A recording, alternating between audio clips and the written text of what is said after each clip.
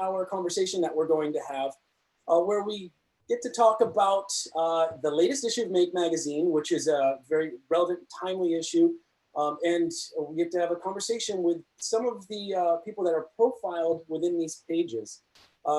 So real quick, I just want to say thanks to everybody that's been watching Virtually Maker Faire throughout the day. This is our attempt to have a big event like we're accustomed to, and like you guys have always enjoyed coming to in this crazy age where you can't really gather in person. But Virtually Maker Faire is brought to you by the Make members, and so I want to say thank you to the Make members. And if you are not yet a Make member, I ask you to please join at make.co to help support this event and future events just like it. For the next hour, we will be talking about this issue. I've got some panelists, some of our panelists, some of the profiled makers, as well as Keith Hammond, who's, along with me, one of the editors of Make magazine. And real quick, what I'd like to do is give a quick backstory on how this new issue of Make came about. Because, as you know, this is a very interesting and odd time. And a little story about it, that this was not supposed to be the issue of Make magazine that was coming out this month.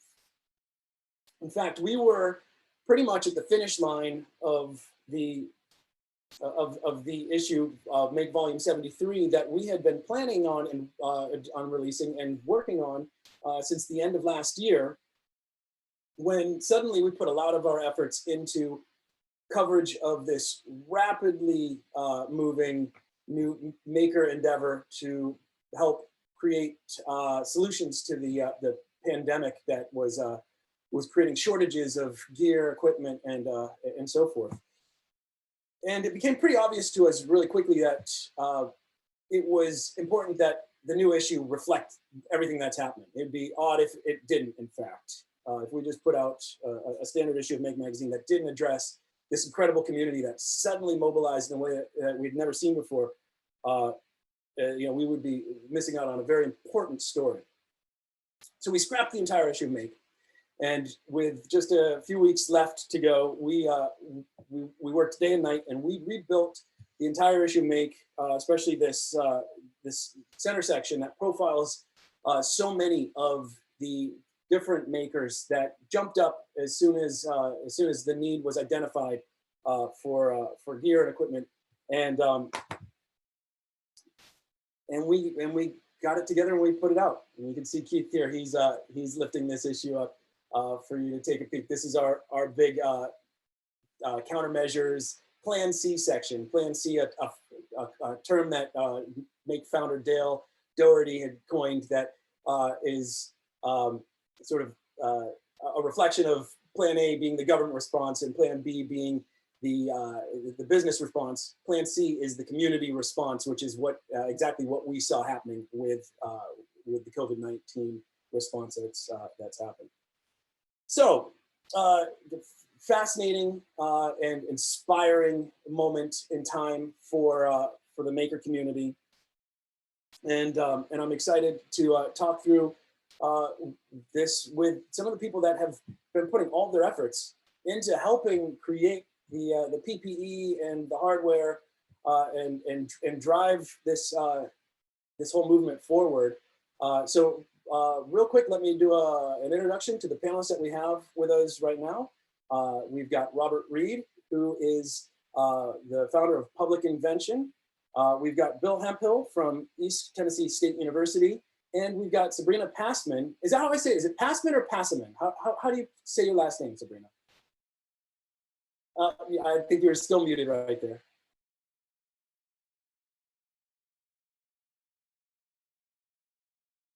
Still working? Can you hear my audio? Cool, Sabrina Passman. Passman, great. Okay, and Sabrina Passman from Fix the Mask, which is a really interesting group that's putting together a new way of reusing surgical face masks in place of N95 masks. And each person on this panel represents a different segment of this response. We've got ventilators, we've got face shields, we've got face masks. And that's one of the things that's been really interesting to me with everything that happened. There's such a broad spectrum of needs that have arisen, and so many of them have been areas where makers have been able to use the talents and the skills and everything that they've been working on for so long now to create solutions and create the gear that's been needed.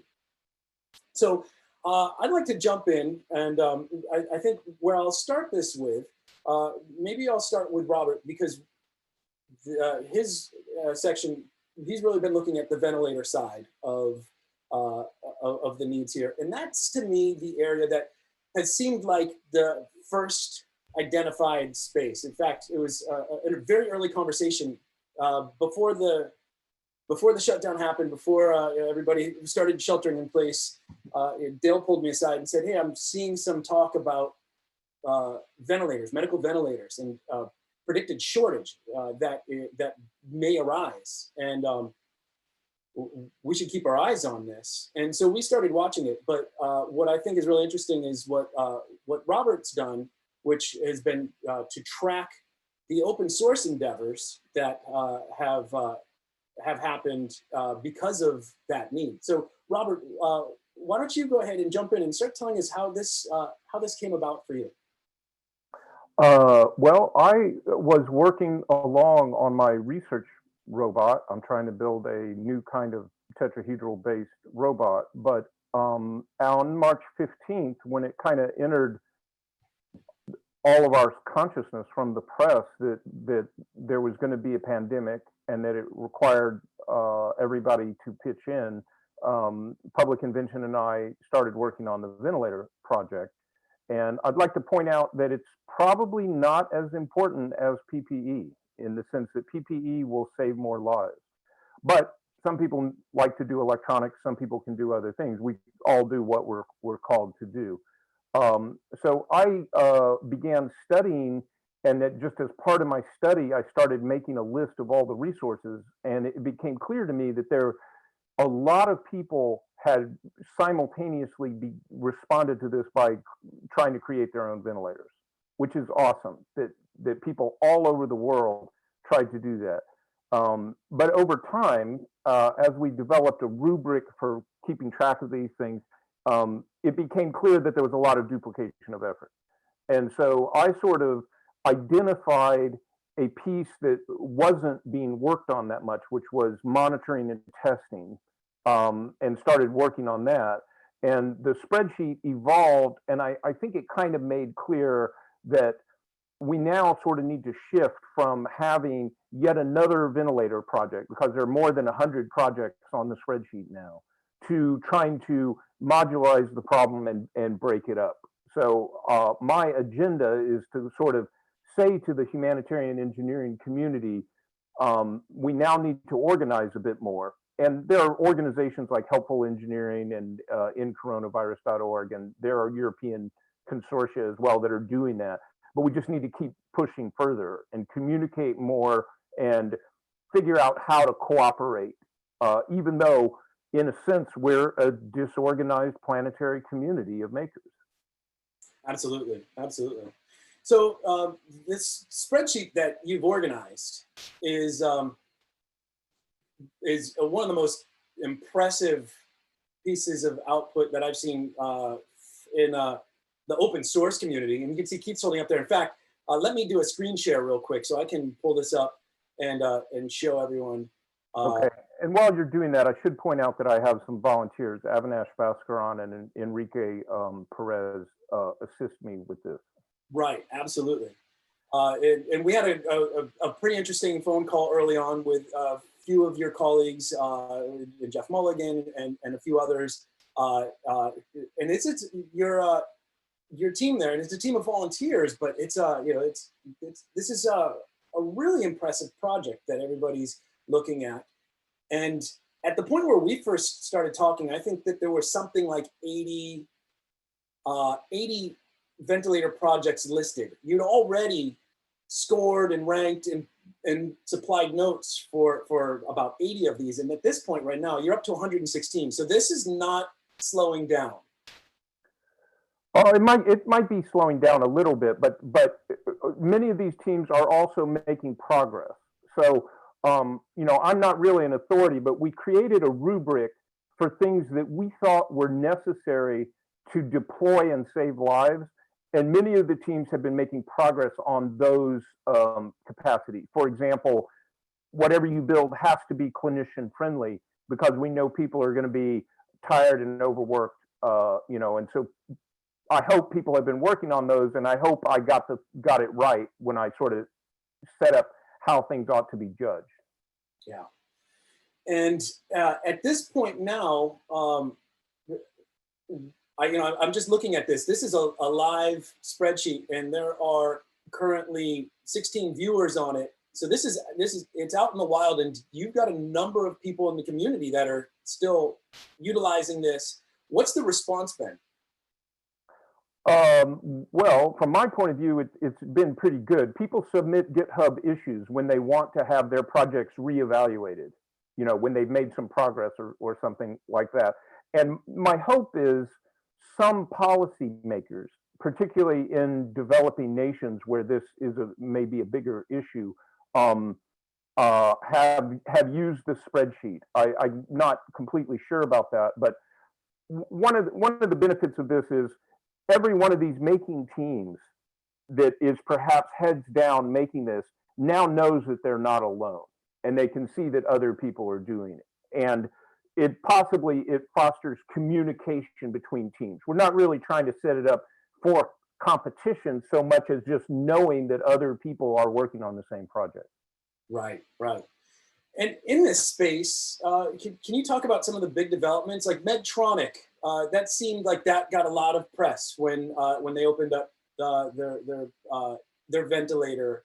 What other? Talk about that one and some of the other ones that may be standouts that have been really interesting to you. Sure. So the Medtronic one is a little bit of a head fake in that, first of all, the design is so old that some of the parts were not available. There were some engineering teams that tried to reproduce some of those parts. And by my reading of the manual, it's questionable if it's completely suitable to COVID-19 in some situations because the manual says it doesn't support 100% oxygen. So it's also the case that it has an open source license, but the open source license expires when Medtronic thinks the pandemic is over or when the World Health Organization. So it's a great contribution that they did that, but perhaps not something that immediately was going to save lives. And then the top one, the AmboVent, made by an Israeli team, I think is important, not necessarily because it's the best ventilator, although it might be, but it was the first one that had published full specs where it was really clear someone who was not on that team could completely duplicate the work. So many of these projects said they were open source at the beginning, but they didn't really publish all of their designs in such a way that an outsider could reproduce the work, and the AmboVent did. So I think that was very important.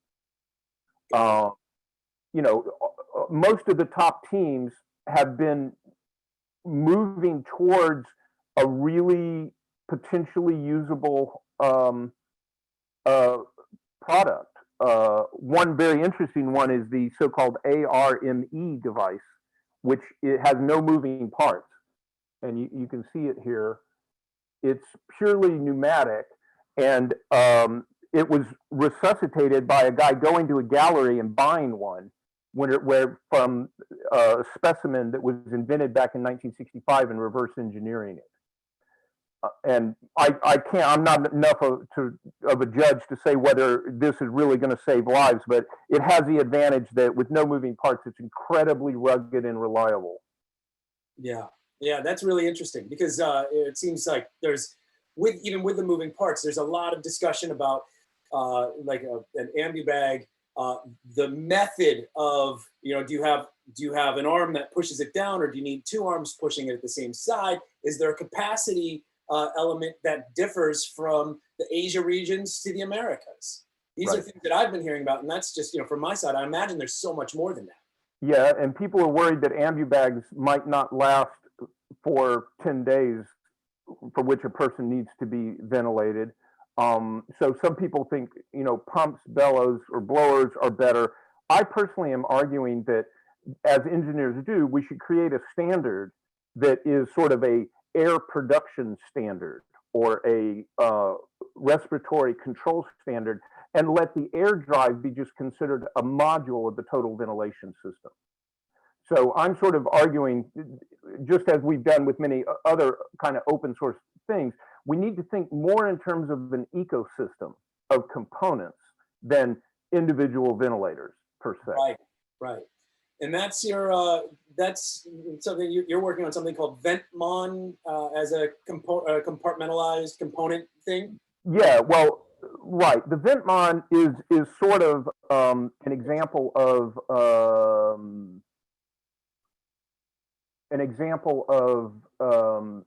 modularizing the sensing component.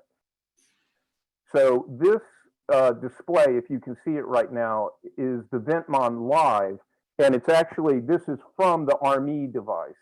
I shipped a VentMon, which is basically a little air tube, and you just plug it into the air tube, and it measures the pressure over time. That's the waveform that you're seeing, and the flow. And from that, let me make the time trace a little bit longer here. You can compute things that are very important to a doctor, like minute volume, tidal volume, PEEP, the minimum pressure, the things that a clinician really wants to control. So this is not a recording. This is literally a live demo of their machine in Houston going into a public data lake, which Jeff Mulligan created.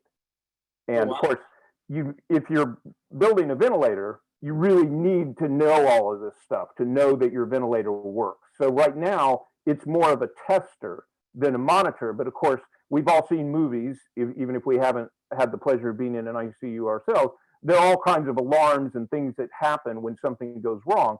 Of course, that's true of ventilators as well. You want them to have a monitoring device to know that it's meeting the specs that the doctor has requested. So in this lower trace, we're showing the volume computed in each breath, as well as, and we don't sample it all the time, occasionally the humidity, and you can even tell it's in Houston because of the altitude that's produced there, and the temperature. So it's a little bit of a draft device. It's just kind of version 0.1. But obviously, if you're building a ventilator, you have to have this kind of testing. Right. Yeah. So this, and that I think goes to some of the challenges that people may not have thought of initially when they said, "Oh, ventilator, I'll just make one of those in my garage real quick." A lot of people did that, and God bless them. And it's true in a sense, right? A ventilator is simple, but simple does not mean easy. The problem is a ventilator, all it really does is move air in and out, but it has to do it in a very controlled manner. And when you're sick, if there's too much pressure or even too much flow, slightly too much volume, like blowing up a balloon too high, you seriously damage the person.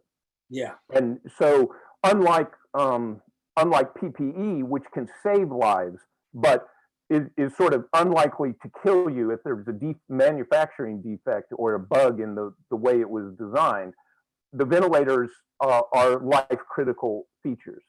And so by the whole worldwide open source maker / humanitarian engineering community coming together to try to make ventilators, I think it's an experiment which has never been performed, to have the whole planet trying to make something which is absolutely life critical. Yeah, and affordable and can be sourced with broken supply chains. I mean, it's such a complex problem. There's so many aspects of the problem that different groups are working on. I think, Robert, what you did is really bring clarity to the scope of the number of efforts out there and who's leading them and what kind of where they are in the horse race for really achieving a buildable and usable design.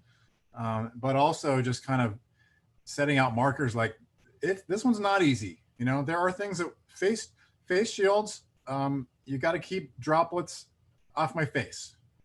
That's something that we can all understand. We can iterate designs, we can share designs, and we can produce something quickly that's useful. A ventilator is not something we can produce quickly that's useful.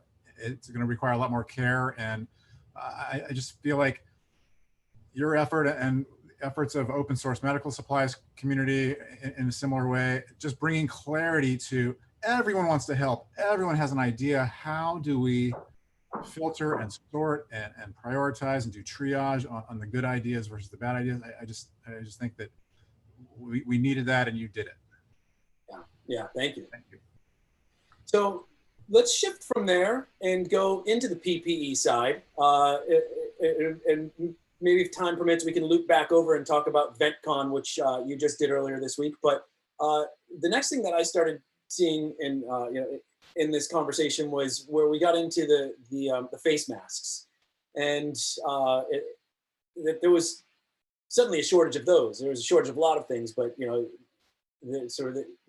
that was one that I didn't predict that would come up, especially the way that it did. And Sabrina, you came up with a pretty interesting approach to help tackle that shortage with what you now call Fix the Mask. But let's talk about what you started putting together, because you had some interesting research and then what I think of as a pretty novel solution to help address that shortage.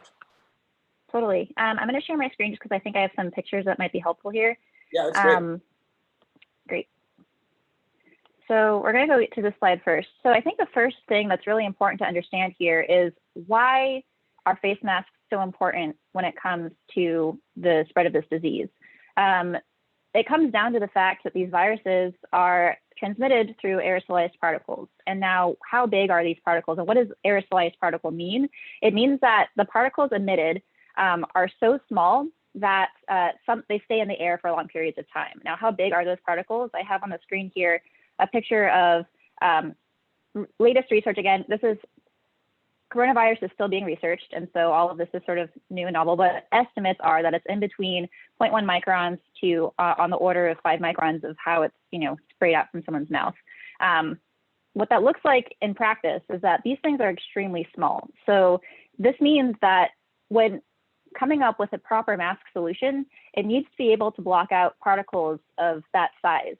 So what makes an N95 mask so effective? So here is a study from 2015 of a predicted pandemic of how our supply and demand chain would be totally destroyed when it came down to N95 masks. And this is something that is obviously a problem. So we need to figure out how we can use this filtration material more effectively.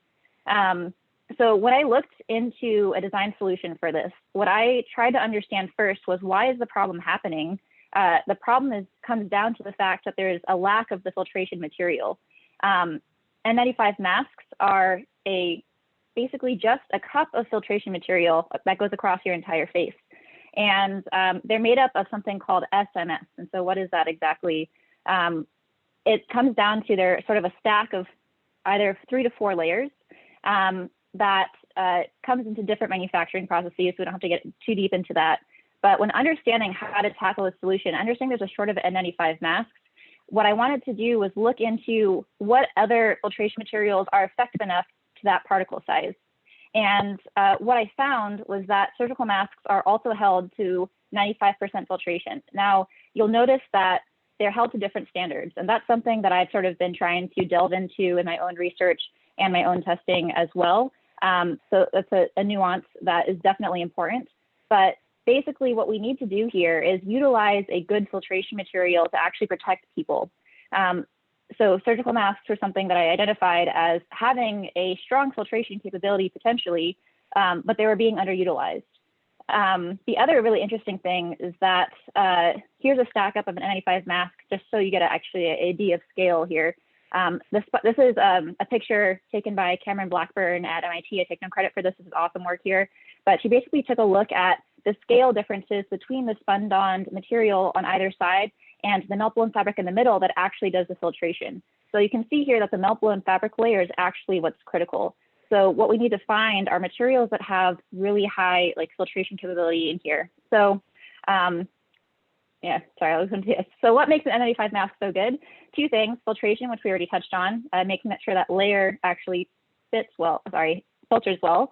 The second thing is that it fits well to your face. So your mask is only going to be as good as how much it blocks things out. So if things can leak in through the sides, it's not going to be effective. So that is to say, what we ended up doing is trying to find a way to utilize a surgical mask that has a high filtration capability, potentially not as high as an N95 mask, but certainly to some standards, it's definitely high enough, and improve the fit. And so basically the picture on the bottom that we have here is a version of a brace, basically, that fits over the top of a surgical mask. So that's the background of how we came to our design. Yeah, and one of the things that I remember you had brought up in a conversation you were having with Dale Doherty was the quantity of production for surgical masks versus that of the N95 masks. Definitely. So that is this plot right here. And this is outdated as well. This is from mid-March. But per day, 600,000 N95s were made in China, but 200 million surgical masks were made. So this actually gives us the opportunity to bridge the shortage. If we can utilize flat filtration materials effectively, we can actually have a chance at increasing our effective amount of material by 300 times. The data is right here. Also taking a look at the manufacturing of N95 masks versus surgical masks. Surgical masks are way faster to make because they basically take the flat filtration material and cut it into rectangles and heat press it and you're done. Whereas N95 masks have to be molded into a shape. There's a lot of material waste with these molded masks because in order to form it, you can't actually push them as close next to each other in the assembly line, or rather in the square sheet. So N95 masks are just a less efficient use of our very limited supply of material, and actually getting a better use of our flat filtration material can actually help us bridge the shortage. So that's why this is such a powerful solution. Yeah, I think that's really one of the amazing statistics. When you mentioned that, and the 600,000 number, a day, that sounds impressive, but 200 million a day, and then you think if we could utilize that, that really makes a big impact. Exactly. Part of the thing that I also found really interesting about the Fix the Mask is the way that you came across, or the tools that you used to come up with the solution. And tell that story real quick. This is awesome. So we actually brainstormed version 2.0 first. We wanted it to be easily cleanable, easily accessible, but the problem was I didn't have any rubber sheets at home, and we were already shelter in place, and so I didn't have I didn't have the resources to go out and buy something. So I was really searching around my house for something that I could just mock this up, and I found some rubber bands in a drawer. I tried it, and it worked really well, and it was so astounding to me that just something so easily accessible could be so powerful. And we knew right when we discovered this. I felt really, as a design engineer, I felt a little bad advertising just rubber bands because it doesn't look very elegant. But actually, if you think about it, it's such an elegant solution, and everyone has access to it. So it was a really exciting night when I first tried on the first rubber band and was like, wow, this is incredible. Now that said, all solutions that are out there need to be tested. So we put this out there saying this hasn't officially been tested yet, but it seems very promising on my face. For example, once I put the rubber bands on, my mask actually flows in and out with my breathing, which sort of really implies a very tight seal. But since then, we've actually gotten University of Iowa to test this for us. And they tested it on a sample size of 12 different subjects in 2 different configurations. And what's really cool is if you look at the second set of images on the bottom, all 12 out of 12 participants were able to pass, including one that has never been able to pass with an N95 mask before. So it shows that this solution using an elastomer is a really good idea for fitting to variable face sizes. And now, half face respirators and full face respirators do have that elastomeric seal. But basically having it be flexible, and it allows you to talk, it allows you to yawn, it allows you to do all of these different things that a traditional molded N95 mask does not allow you to do. So this is this first data set was super encouraging and really pushed us to move forward. I love that. I think, and it's funny, we just got a comment from one of the viewers, Matthew Wettergreen from Rice University, who's part of the team that helped develop one of the ventilators that's on Robert Reed's list. but also a contributor for this new issue of Make. And he put together an article about low fidelity making and creating a collection of basic materials for this, sort of scrappy making, which to me is my favorite way to find solutions. And he says, yay for using rubber bands that you found in the drawer, plus 100. Yeah. It's I think it's brilliant. That's that maker mentality to find that solution, and then you can take it from there to turn it into something that's more refined if you need to. But I just find that so inspiring, and and I know that you have a career working as an engineer for Apple, so I can imagine this may look a little different than what the refined Apple release products look like, but it's just so important. And absolutely, I totally resonate. And like the best thing that you can do is prototype early and fail early, right? So anything you can put together is going to be better to just conceptualize it than if you had your perfect CAD model and finally printed it and just realized that it doesn't work, right? So prototype early, prototype fast. Right. And where are things at now? So I wasn't aware of the testing that happened at University of Iowa. That's really great to see. What else is going on with Fix the Mask? Yep. So we moved from a version 1 to a version 2, as shown by this photo here.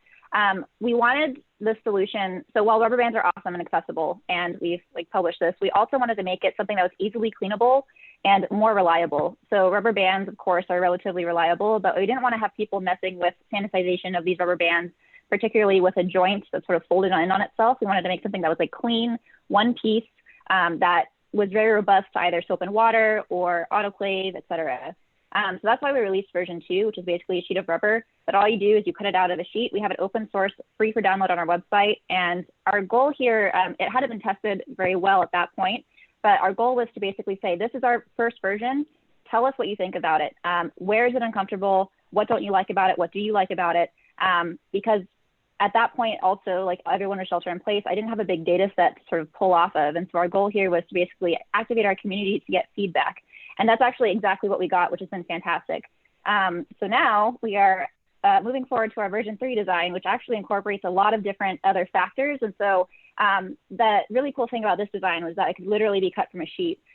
But now we're incorporating some comfort design feedback elements into our future design. And this is actually what we're going to be piloting moving forward with actually Rice University, not Rice University, but researchers at Rice University and MD Anderson are going to help us test this design on a wider scale. And what we're looking for here is not just function anymore. We need to make sure that the solution is comfortable. And you see seeing all those N95 mask photos of physicians with bruising and et cetera. So our goal here is to make something that's actually more comfortable and equally as effective. We're not tested yet, but we are working towards that goal. Yeah. I have some family members that are using surgical masks just for, we've got public mask usage mandates. But I've been wanting to put together even the rubber band version of this for them for being out in public. Do you think that it's, is it important that, I think this is, what you're working on is really, it's medical grade, is my understanding of it. But, if we're going to the emergency supermarket run, do you think that it would be smart to use this level of protection? Absolutely. I still completely resonate with the fact that a mask is only as good as its filtration material and its seal. If it's not sealed, you're just leaving paths open for stuff to come inside. So I think that if you have just a surgical mask, the rubber band solution is really powerful. I've worn the rubber band solution myself for 6 hours just to sort of get a test. I didn't find any discomfort until around hour 4. And again, what you can do, rubber band, so we have a specific size recommendation of the rubber band on our website, but really it's just anyone that feels good around your face, is going to work fine. So play around with it, and it's very flexible in terms of what we can use. Yeah, that's great. Really nice. And and so the website's fixthemask.com for that. I think I saw that you have you got the instructions on there. Yeah, we have instruction. We have a video describing version 1 of how to basically make it for yourself. We also have iterations for not hooking around your ears, but also around the back of the head for added comfort. And separately, we also have our video for version 2. We have a link to our website on a rubber sheet that you can buy off of McMaster.com. We get no that, it's just McMaster.com is the mechanical engineer's supplier of choice when it comes to basically prototyping anything. So anyway, we have all the instructions on our website. Definitely check it out. Yeah, very nice. Great. Mm-hmm. Well, thanks, Sabrina. Yeah. And so the next thing that I found was that people started working on face shields as another aspect of PPE that was also become really important. And we saw the 3D printing community jump into that first and really start iterating on designs quickly and figuring out ways to create fast 3D printable, usable face shields. We saw the Prusa team do that. Isaac Budman created a design that became really popular, and then suddenly there were a lot, tons of them. And one of the challenges that came up from that was as many people as there are using 3D printers right now, it's still not the fastest prototyping method, and then some people started getting into using laser cutters, and that's what Bill Hemphill started working on as well with over at East Tennessee State University, and found a much faster way of doing that. And so, Bill, do you want to talk about your project a little bit and how it came about? And there's some good stories of how you built a team around it too. Yeah, thank you. I'm really enjoying this, by the way. This is always real good to find, people. So some of this is happenstance and just serendipity, and that's kind of the way ours started. I was working on a ventilator project during spring break because as an engineer, I also work with a physician, and he called up and he said, we got to start working on these. Because if this hits hard like it's doing in Italy right now, we're going to need something. And he explained that he had been ambu bagging a patient when he was a resident for 8 hours, and says we need something to do that. And so I was kind of working, getting ready to put my classes online, spring break, it's kind of relaxing. And then Saturday of spring break, my boss calls up and says, the governor needs 5,000 face shields in Nashville. Meet me in the lab. Okay. So, and then he showed me the design, and it's a good design, and it's great for what it is for doing 3D printing. And we're standing there beside the laser engraver that we have. We have a ULS 4 foot by 2 foot bed. And I went, we have a bunch of sheet stock that we got from Eastman years ago. They were going to throw away, so we saved it from the landfill. I said, let's come up with something else. And I had seen something that morning on an open source site of a laser type cut thing, but it was, as an engineer, I looked at it and says, well, I can do better than that. And just set it aside. And so when we started working, I went over and pulled that up. And then we started working on it. And 4 hours later, about 11 o'clock, we had our first prototype. And what our thought about that was, okay, if I have flat stock and I have access to a laser printer, now those are two big things that you need to have, but makers might have that around. And so once you have that key piece of equipment, it's like, why can we design that everything else is going to be available to buy at a hardware store or some other place like a Walmart? And that's what we came with here. And this was our first design. And what we have are laser cut frames here. And then we use, you can kind of just see they're number 8 screws, just nuts and washers to build a platform to separate them. And then we use the back one to attach a strap. We didn't go with elastic. And I don't know why, but I guess it's when I went to the fabric store they had this 1 inch, and I'm an old rescue squad guy. I was used to 1 inch tubular. This was lighter weight. It's like, I'll run with this. And then just use the zip tie here. Started making those. We built about 1,000 of those. How long did that take to put together those 1,000 units? Say again? How long did that take to do those 1,000 units? That took about a week to get that going, because one of the things we did was, so we're, you know, cutting out sheets. And the reason I have this one, this is one of our earlier ones.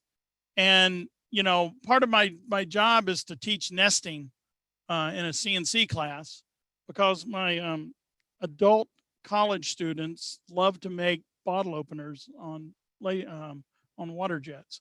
So I have the largest equipment of bottle openers on campus, by the way. It's a perk. But so the idea is that when you're doing that, you give them an assignment that says, now here's your design, now nest it in like a 2 foot by 4 foot space. And then understand you can't use that whole 2 foot by 4 foot. You've got to like have, you know, it's got to be inside, and then you have to have all these other situations that you have to just, you know, take care of. So, you know, it's now I'm like having to practice what I preach. You know, I had to do this for myself. So we did that. We got the data out. I thought it was very, very important to document everything we were doing for other makers, because this was designed for makers. It's great. For using hardware, just standard hardware. It's brutal. It doesn't look good. The first one didn't have the foam bumpers, and I put it on for about 2.5 minutes, then went, oh, you gotta do something. And then I started looking through my camping gear and all that, and I came across the foam pipe insulation, and said, oh, okay, that'll work. We just cut that into like 1 inch pieces. And then we put a little slot in it, and off we went. And so that just became the genesis of this design. And then ETSU employees started putting them together. They started cutting out the strapping. We went out and bought strapping, and then we got our Bob Plummer is a name that you all don't know, but Bob Plummer is our get-together guy at ETSU, and he knows everybody in the region, apparently.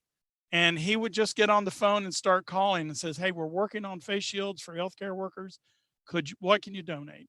Or we hear that you do this. So the hardware is like Neighbor or something, as I understand it, is a very high senior executive with one of the national hardware makers, and they just gave us like a whole bunch of number 832 stainless steel hardware, because we wanted stainless steel so that you can, you know, clean it, disinfect it, and sanitize it. And so this is all PETG, copolyester. And then we started using stainless steel hardware. Our plan was, when you get done, you just dip it into a bucket of bleach water and then hang it out to dry, put your name on it, and reuse it. You know, let it dry for your next shift. Don't trade them, but you know, these are pretty rugged, and they're reusable, they're cleanable, they're disinfectable, and you can sanitize them. So we wanted to build something rugged. So we did, and then I get this email after we put the data set out and talked to Dale. And I can't tell you how much that really validated this, because I have a huge problem with the imposter syndrome, that I like feel like I'm getting away with it. Yeah. Yeah, you know. That's a feature article that we're going to be writing at some point. It's such a universal feeling across, not even just the make community, all communities really. And I've had face shields. Yeah. And what right do I have to say that this is a good design? You know? Right. You know, I think that's a case where your enthusiasm, it's beginner's mind. Your enthusiasm overtakes your inherent realization that you don't know what you're doing, and you plunge in until you do start to know what you're doing, and it's fake it till you make it. But you know, it's the passion, passion and enthusiasm that is going to get you over that hump until you really do know. what you're doing. Oh yeah. Hey, there's Dr. Randall Valero. I should introduce a new panelist that's just joined us. This is Dr. Randall Valero and his son Connor, who have been adapting snorkel masks. How's it going? Good. Snorkel How are you guys? As PAPRs and also non-powered respirators. How's it going? Good. Good to see you. Is that a surfboard? Is that a 9-foot behind you? That is an old beater 9-footer that I'm reglassing the rails. And I see Nate back there too. Hey, Nate, good to see you. Here's my son, Nate. So real quick, let's let Bill wrap up, and then we should hear from one of the things that I loved with Bill's story that, and this was something Dale got onto the group Slack after he got off of the call with you, Bill, and he said, "Oh, it's so funny." The president was like, he said to you, "Just go ahead and use the football training facility." Right. Yeah. So we needed a place to put these together. We're over there looking to see where they're going to be cutting the straps and cutting the foam and all this. And the president comes over to see what we're doing because he'd heard about it. And then he tells us, he goes, they're not really going to be practicing football this spring. So why don't you let's go in here and look. And here's this beautiful facility right beside where our facilities are. And he made a phone call to the athletic director and said, "Hey, we really would like to do this." And so they set up tables, socially distanced, and we started setting things up, got the staff, because they were there because they were essential employees, but they really didn't have a lot to do at the time. And so this gave them purpose, and we just started going. I then, once we got that going, I got an email from, of all places, Russia. And I thank you all for helping, spread the word, because suddenly now we're having this international presence. And he says, "Why are you using hardware? You should be using like PVC and zip ties." And it's like, so here we are. We made that change immediately. And we did this with 6-inch zip ties, 1.25-inch long cut pieces of PEX. ETSU colors are blue, so we didn't use the red, And then we got a pallet of this. Apparently this is not a popular color. And so we literally got a pallet of it. And I have 8 miles left of that, from what we've done. But we've made over 4,000 face shields, and these are reusable. And so what we've done, we've also partnered with Borla Industry. They had a CNC cut table. And so they just started cutting the masks themselves. And they made extras. And so now we're shipping out kits that are called refresh kits that have new face shields, because our first face shield material was really bad. It was, but we've done well, and Borla is also working there. So we have a huge partnership. I'm going to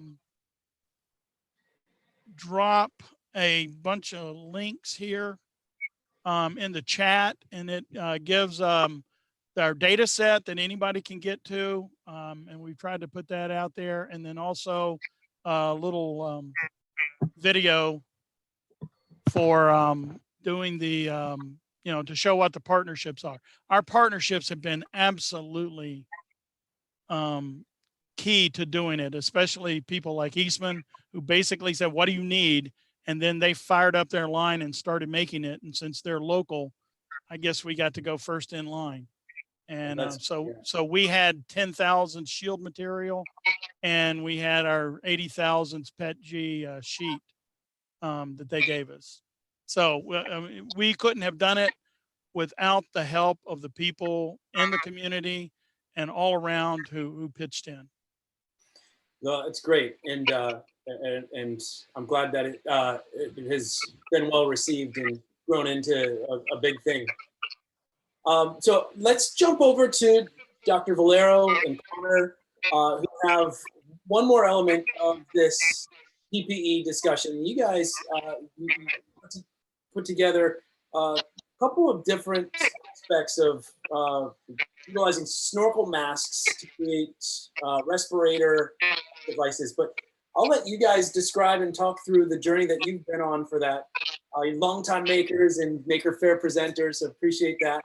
But also, you're a doctor, and you've got doctors in your family, so you understand the need for what you're working on.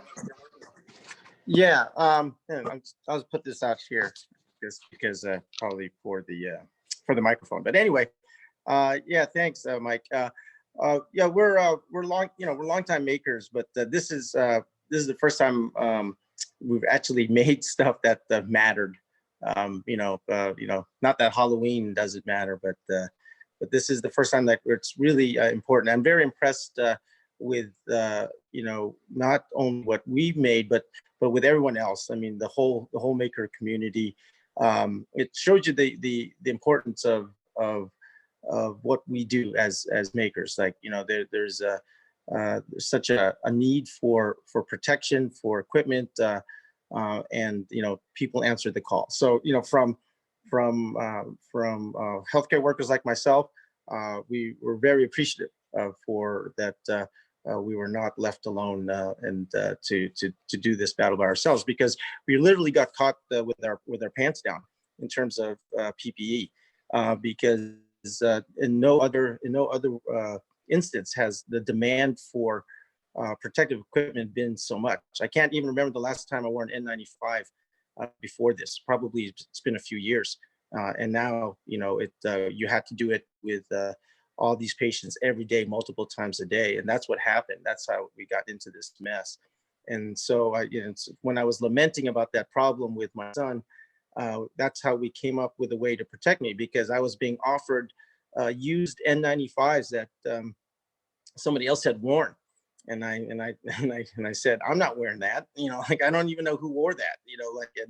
We're being told, like, 5 days ago that it's single use only, and now we're being told, oh, you can wash them. So I was kind of upset that the rules changed in the middle of the game, and that's why we came up with this a solution to help protect me, and that's how it all started, right? And it came out with a simple computer. I'll let Connor talk. He's just standing right there, but we started with a computer fan, and what did we do? Yeah, we had a 5-volt computer fan and a vacuum filter cartridge. So we printed 3D printed a casing to go around those two, and we had those blow into a tube into our mask, but that ended up being very weak. So we switched to 12-volt pool toy inflator and 11.1 volt lipo, and Nice. that was powerful enough. So yeah, and since I know it's hot today, but this is what we're talking about. Maybe you don't want to wear it right now, but I'm sure it's hot in Sacramento. But this is what we're talking about: the Snorkel mask adapters for both a powered respirator and a non-powered respirator that you guys have built and iterated a couple of different designs on Instructables. Yeah, we found that we thought that not everyone could make a PAPR, right? The design, for if you're good with 3D printing, and if you have access to resources, and you're okay with electronics, making the PAPR is not hard at all. But to some people, that is a hurdle.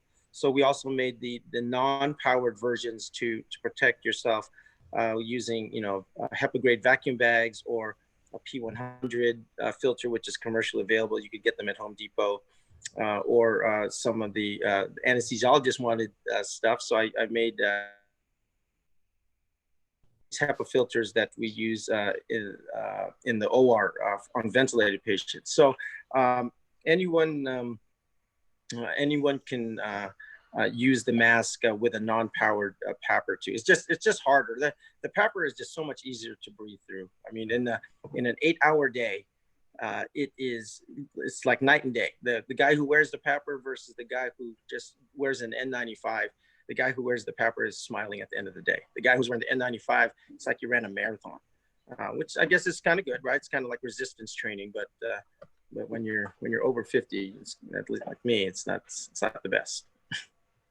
And so you said your brother is utilizing this in the OR, is that correct? Oh no, I am. Here, I don't know how to share a video. How do I would share a? Hey Connor, how do you share a picture on my phone? I could show you. It's on there.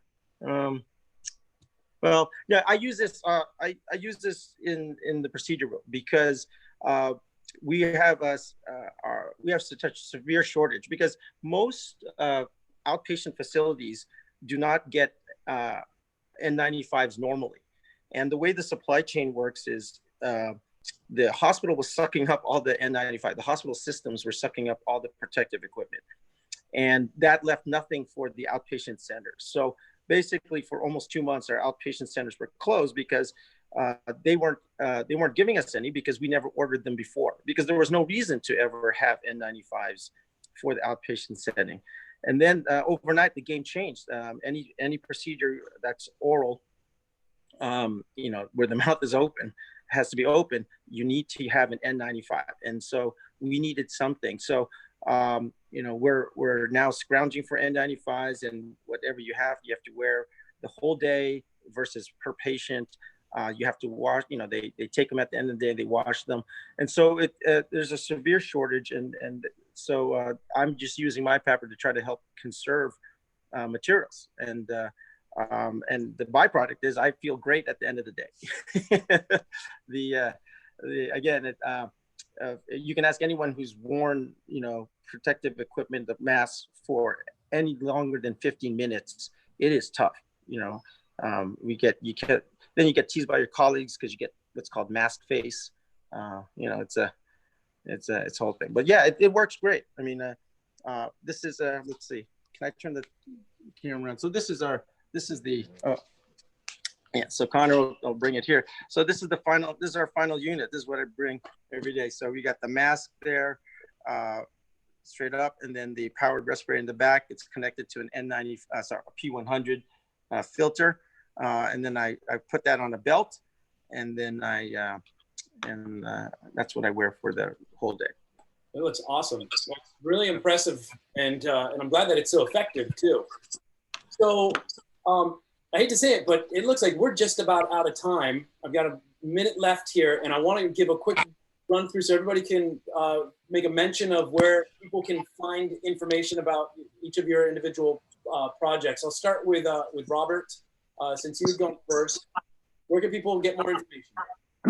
Hi, I'm Rob Reed. I'm with Public Invention. You can go to www.pubinv.org to find us. Excellent. And thanks for being part of this. Sabrina? Yep, check us out on fixthemask.com. I also just put a link inside of the chat window of our latest testing data, so you can check that out as well. Oh, great. Thank you so much. Yeah, fixthemask.com. Bill, if anyone wants to build the face shield that you've been working on, where can people find that? They can go to www.etsu.edu. At the very top of the page, there's a coronavirus. And if you go to the menu and drop down, it says make PPE or PPE project or something like that. And that's the easiest way to find it. It's just etsu.edu. Excellent. Excellent. Well, thanks again as well for being part of this. And then Dr. Valero and Connor, if people want to find more information about your project. Yeah, we're on instructables.com and just search a swim mask and PAPR and you pop right up. All right, great. And yeah, thanks for joining in for this one. Keith, any notes that you want to share before we sign off? That's it. Just thank you guys for joining us today, but also just thank you for what you've been doing for the last 2 months. I know, we all know how crazy life in general has been, and trying to make a difference during all this. We're so proud of the make community, the makers worldwide, but especially all of you, and thank you. Yeah, thanks so much. Well, yeah, and thanks for being part of this panel, the discussion. Thanks for being part of Make Volume 73 as well. For those of you guys who don't have a subscription to this, be sure to grab one. If you go to makezine.com, you can find the subscription link at the top there. You can also get a single copy of this issue at makershed.com. And right now we're doing no shipping, free shipping for people for this issue. But also, I just want to also thank everybody who's a Make community member, and I ask if you'd like to help support this event and other events like it, to consider joining at make.co. But other than that, enjoy the rest of Virtually Maker Fair, and keep sharing your great projects with us, and keep doing this incredible work. This is such a big moment for the Make community to be shining, and you know, there's so many more stories than what we can even put into this issue of Make. So we're trying our best to hear about all of them and help spread them to the rest of the world. So keep them coming our way, and we can help get the word out. Other than that, have a great evening, and we'll see you online. Take care. Thank you.